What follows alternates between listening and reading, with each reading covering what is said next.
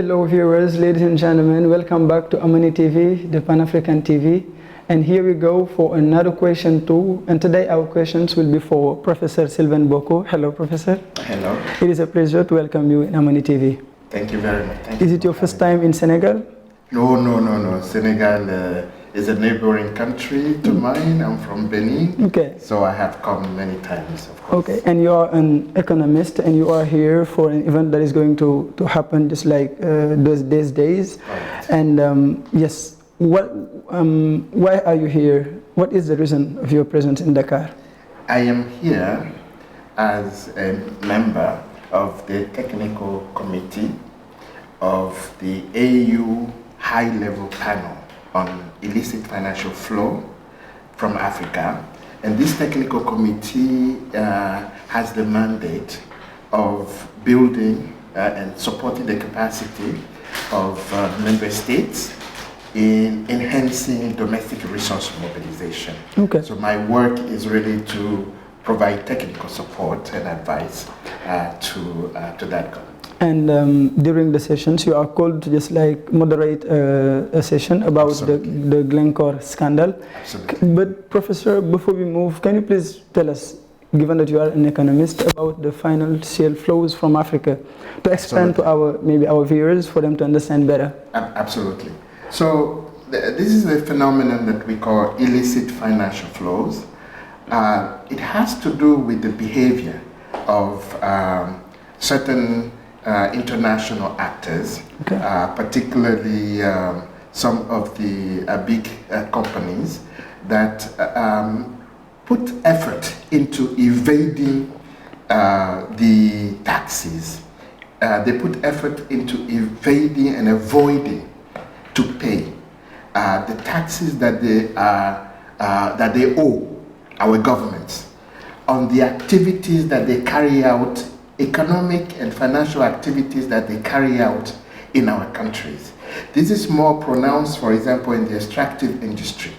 You see, in the extractive industry, where you have many of these companies that are working to extract resources and, of course, take those resources, might sell them, and might even sell them to other actors within the same company, and all of that to avoid what we call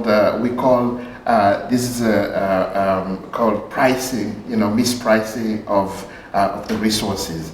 You can also have instances where the taxes that are due, some of these actors may even bribe some of the officials in order not to pay. And it increases the corruption. And increases corruption. It weakens our institutions. And then more importantly for us, for me, for the work I'm doing, is that it reduces the amount of resources that governments have. And that's the question I wanted to ask. What is the impact that it can have, that phenomenon, in our development? Exactly. So we've already talked about the weakening of institutions. We've already talked about the corruption. But governments, you see, our governments are obliged to go out and borrow billions of dollars to invest in development when they are losing those billions of dollars through this illicit financial flow phenomenon. Okay. A report by President Mbeki's panel, the AU high-level panel on illicit financial flows from Africa, published in 2015, estimated that $50 billion a year are lost to Africa through illicit financial flows. Since then, other institutions have estimated up to $100 billion a year.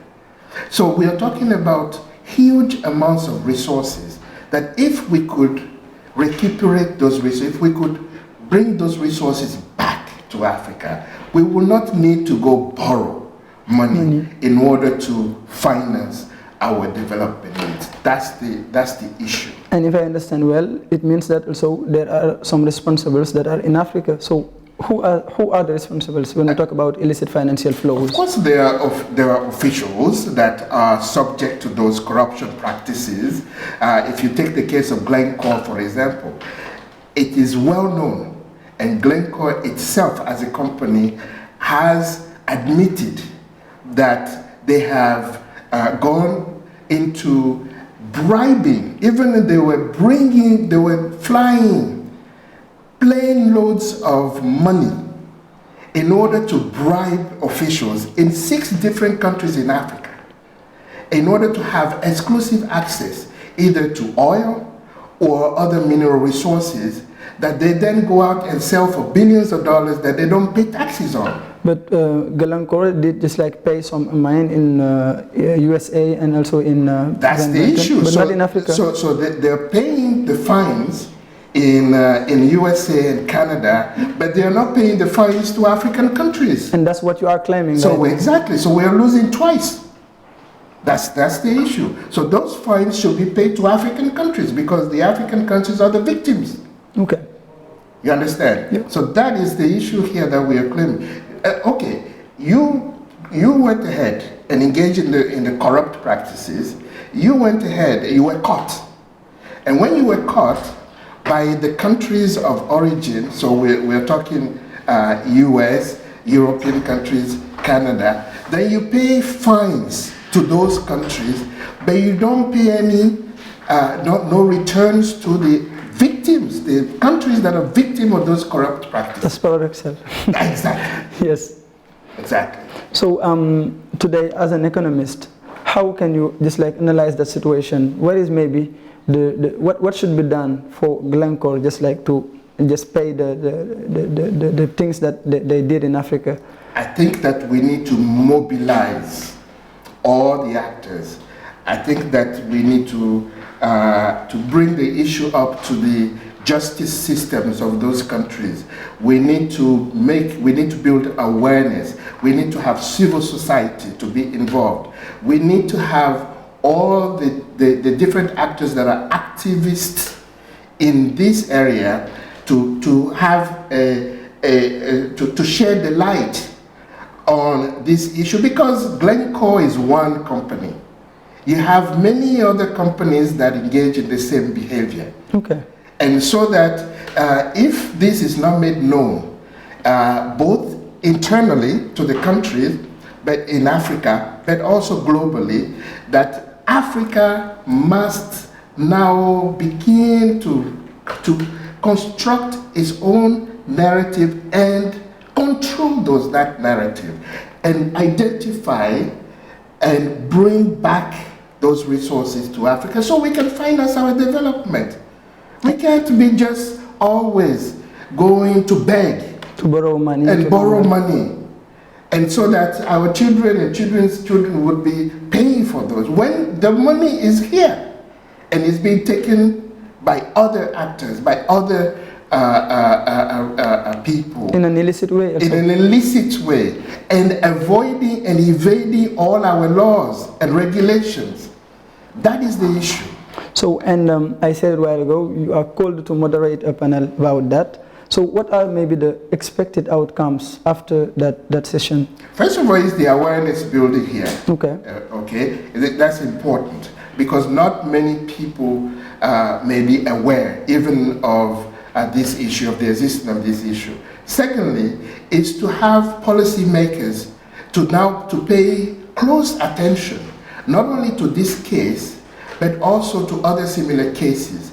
Then you have the victim countries, because some of the representatives of the victim countries will also be here. And so they also need to take action internally. The justice systems in each of the victim countries need to be to now be taken to task and say, this is an issue here that you need to put resources, to devote resources to. You understand? The idea here is that if we let this one case go, then what about others that may follow? What can we already do to bring back the resource, to take Glencore to task? That's the issue. Okay, and after those discussions you're going to make, you just like plan to give an African voice in order to be heard? Absolutely. Absolutely. And part of the work that we are doing in the Technical Committee for Domestic Resource Mobilization is exactly what you have just said, is to strengthen Africa's voice in these global discussions. In fact, one of the things we are working on is how to have an African input in the reform of international financial systems, because these things are connected. The international financial systems have holes that allow for this behavior to happen. So those holes need to be plugged. Okay. You understand? And so the reforms that we are talking about now are reforms that are being discussed at the global level, at the United Nations level. Africa's voice needs to be integral to those discussions, and that's part of what this committee, technical committee. And Professor, there is also a specific role that the ITEI should play on that. I mean, absolutely. The initiative, just like for transparency. For transparency, exactly. Because remember we talked about corruption. Remember we talked about bribing. How does it happen? It happens when there's not enough, not many eyes that are looking at what people are doing. So transparency, or the lack of transparency, allows for the corruption to take place and to flourish. Okay. And so part of what this organization needs to do is to continue doing the work, is to shed lights on, right, these practices and enhance transparency in all of our industries, particularly extractive industries. Okay. You understand? If indeed we are able to have a better control, a better look at what is going on, if the actors themselves are made to be transparent in terms of what are they receiving, how are they making the money that they are making, how are they making the lifestyles, how are they financing it, what is financing all of that? Is it really the salaries that they are making from the work that they are doing?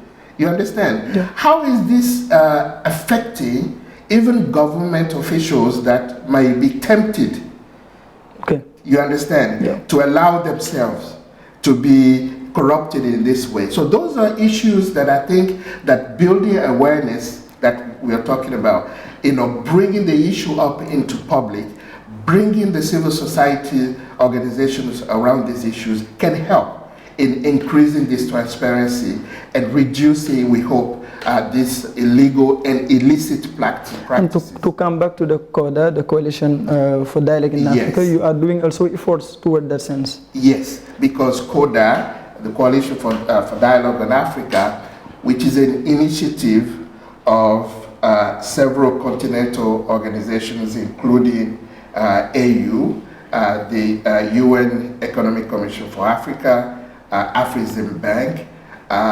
is at the forefront of these issues. It is to, in fact, provoke, initiate, and lead on these dialogues, on this issue that perhaps some other organizations may find it difficult to tackle. Okay. So this is what we do. And CoDA serves as the secretariat for the AU high-level panel on illicit financial flows. Mm-hmm. So this is how I come in to provide this the kind of support that we are talking about. So thank you very much, Professor. But maybe the last question will be your message for young Africans that are following us in Amani TV. Yes, absolutely. This is very, very important that you should bring this up. You see, our young brothers and sisters, young Africans that are now building themselves up as citizens, need to be able to be aware, you understand, of some of these temptations. You know, once you get into certain positions in the future, and then you're not, you know, if you're not careful, some of these forces can be tempting.